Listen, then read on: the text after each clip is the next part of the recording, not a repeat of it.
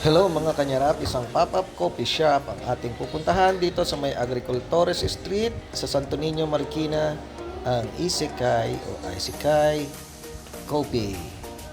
Ayan, dito yan sa Agricultores Street, Santo Niño, Marikina City. At ito, pupuntahan natin, papasokan natin ang kanilang maliit na coffee shop at ito ang kanilang bar, coffee bar and dining area. Maliit lang pero goods.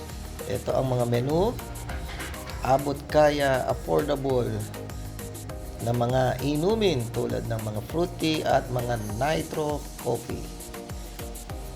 So ito kanilang bar. Makikita mo naman kung paano ginagawa ang iyong mga order.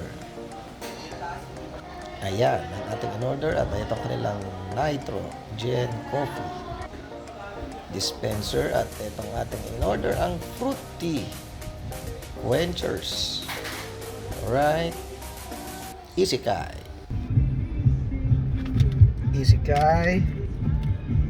o Isekai bako lychee fruit tea. Taste natin. Refreshing. Sarap siya. Hindi matapang ang tsaa. Yarap.